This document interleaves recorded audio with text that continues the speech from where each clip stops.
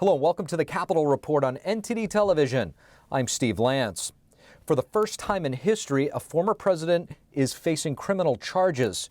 Former President Trump's lawyer says they plan to plead not guilty. Many Republicans, even other 2024 presidential hopefuls, like former Vice President Mike Pence and Florida Governor Ron DeSantis, throwing support behind Trump.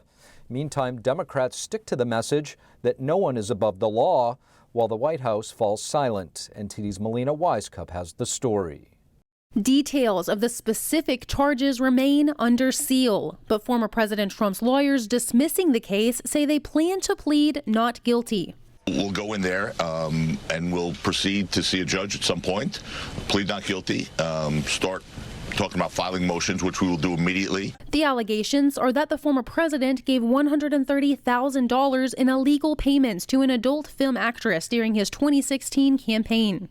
It's not even a crime. I'm not even sure what it is. It's barely a misdemeanor. They did this with his first impeachment, his second impeachment. New York investigated the case for months. After the indictment, District Attorney Alvin Bragg said he contacted Trump's attorney to coordinate his surrender to the Manhattan DA's office for arraignment. Now the former president is expected to appear in the New York court on Tuesday, where security has heightened. He could be subject to several hours of detention while being fingerprinted and photographed. Trump calling it a display of weaponizing our justice system to punish a political opponent, while President Biden stays silent. No, I'm not going to talk about Trump's indictment. Democrats on Capitol Hill, meanwhile, sticking to the message. This is, I think, an affirmation of the principle that no one is above the law. Trump this afternoon sending out a lengthy statement listing Republicans' words of support from longtime allies to 2024 presidential opponents. I think the unprecedented indictment of a former president of the United States for a campaign finance issue is an outrage. Governor Ron DeSantis vowing that Florida will not assist in an extradition request, given the questionable circumstances at issue with this Soros-backed Manhattan prosecutor and his political agenda. Top House Republicans are trying to use their oversight authority to probe the legitimacy of this indictment. Chairman Jim Jordan, James Comer, and Brian Steele recently wrote to District Attorney Bragg requesting for him to testify and also hand over all documents related to his investigation into former President Trump. The congressmen are asking for documents that date all the way back from January 1st of 2017 to the present. The Republicans call this indictment an unprecedented abuse of prosecutorial authority. In response, the general counsel for the DA says that this case against Trump was brought against him by the citizens of New York, and Trump does have the right to challenge these charges, which he is expected to do next week. New York Supreme Court confirms he's scheduled to appear at 2:15 p.m. on Tuesday. Reporting in Washington, D.C., Melina Wisecup, NTD News. How is Trump's team reacting to the indictment? Joining us next to discuss, we have Jesse Binnal, an attorney for former President Trump. Jesse Binnal, thank you so much for joining us. Thanks for having me today. Of course, Jesse, if you could, try to paint the picture for us on what we should expect Tuesday. Will the former president be turning himself in New York or Florida, or what should we expect? Right now, the court has apparently scheduled a hearing for Tuesday regarding an arraignment for these very, very unfortunate charges, and that would be in Manhattan. Pardon me. At this point, do you have any idea what those charges might be? We only have the reporting to go on right now because the indictment still has not been unsealed. But this is. If it's what is expected, these are trumped up charges that have absolutely no basis in law, no basis in fact, regarding a payment that was made by Michael Cohen. So first of all, they're going to be relying on Michael Cohen, who's a horrible witness, who is a proven liar. And so that, I think, in and of itself is going to be a big problem for their case. But just as big, if not bigger, is the fact that there's just absolutely no legal basis for any of the theories that they have in this case that somehow these payments that were made would violate federal law. So, for instance, the Supreme Court has very clearly held that for there to be any sort of fraud, there has to be an effort to essentially try to steal from someone. There has to be a victim that is being stolen from. And there's no allegations that anything of the sort happened in this case. In fact, what we have is another example of a prosecutor using his office to target President Trump for political purposes only. Now, to your point, Jesse, the former president has a lot of critics, even within the Republican Party. What story does it sort of tell when you see both Democrats, very prominent Democrats, legal scholars, and what have you, and critics of him within the Republican Party kind of speaking out, saying that this is groundless? Yeah, that's an excellent point. I mean, the voices that have come forward in support of President Trump on this is, I think, quite overwhelming. And I think that's because everybody knows the dangers that happen when you use the prosecutorial system to go after your political enemies. It's a very, very dangerous road that they have decided to go down here. And it's something that's actually prohibited by federal law. This is a civil rights issue. You know, in this country, you're not supposed to have to look over your shoulder if your political opponents are in government office. But that's exactly what's happened right now. There are laws that prohibit the violation of civil rights under color of law. I believe quite clearly that Alvin Bragg is in violation of that federal statute. I think there need to be congressional hearings to find out what laws need to be passed by Congress in order to make it so that these things don't happen ever again.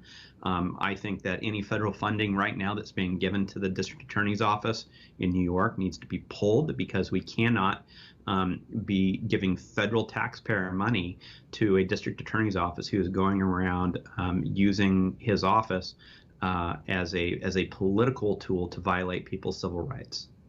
Have you had a chance to speak with the former president and give us an idea maybe of what his mindset is right now? I certainly can't talk about conversations that I've have with my clients, but what I can tell you is that Donald Trump is a fighter.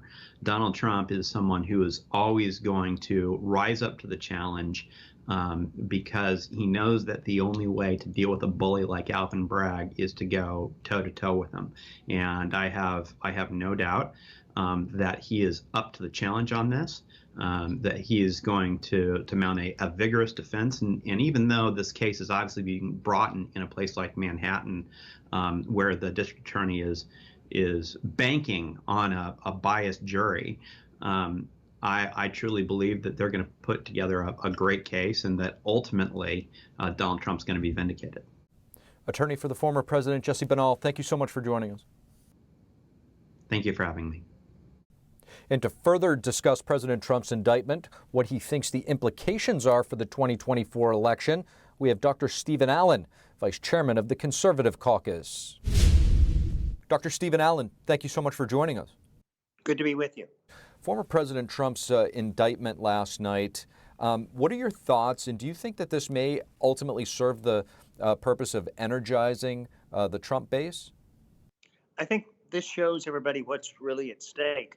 That you've got, and this is kind of a test. How far are we down the road to being a banana republic, you might say? And the thing that concerns me is I think this is actually partly an effort to try to provoke people into, doing something in terms of protest that could be used for propaganda purposes against Trump supporters, against conservatives, Republicans. So people need to keep in mind the spirit of the civil rights movement, which was, total nonviolence. Even if they come and hit you in the head, you just sort of have to take it. And that's tough for people to do. But it's important that people, when they protest this, they protest nonviolently. This is such an outrage. Every lawyer, I'm a lawyer among other things, and every lawyer knows that this is totally trumped up, you might say, that it's there's no basis for this. It's just a political persecution as opposed to a prosecution, and American people shouldn't stand for this. I think it will fire up the Trump people, and basically it's getting Republicans to line up behind Trump, who were his opponents in recent weeks because it's just such an outrage. You make an excellent point, and we really appreciate you highlighting the fact that, of course, we would never want to see any violence come about for any reason. I would like to ask you, why do you think this indictment is causing people who may previously weren't interested in politics to start to become involved? In every election campaign, one of the goals is to turn out your people.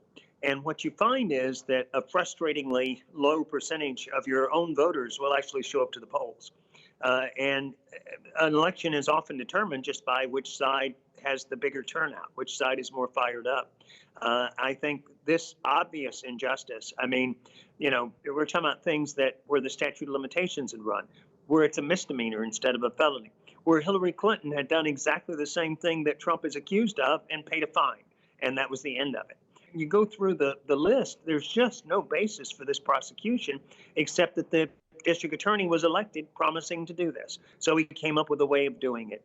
And that is so blatant. And on top of the other fake investigations, the Russia hoax, the Ukraine Russia hoax that was the first impeachment, people are fed up. And there's not a Trump voter alive who won't show up to the polls or at least cast a ballot in the election of 2024 and probably in the primary. So I think that probably helps him win the nomination very much as well. And people, when they see injustice, that's what gets them fired up the most to take political action. And we just want to make sure it's constructive. Dr. Steven Allan, really appreciate your perspective. Thank you. Glad to be with you. Organizers are canceling the so-called Trans Day of Vengeance. Meanwhile, Twitter is removing posts about the event, saying that it incites violence. Our Rights DC is the co-organizer of the planned protest in Washington, D.C. They canceled the event, supposed to be held on Saturday, citing risk to life and safety. The organization says threats were made against them, writing, "This threat is the direct result of the flood of raw hatred directed toward the trans community after the Tennessee shooting." Although Saturday's event was canceled, people still are protesting. Hundreds were seen marching toward the Capitol building on Friday afternoon. Meanwhile, Twitter saying it has removed around 5,000 tweets showing the Trans Day of Vengeance post. Twitter's head of trust and safety wrote, "We do not support tweets that incite violence irrespective of who posts them. Vengeance does not imply peaceful protest."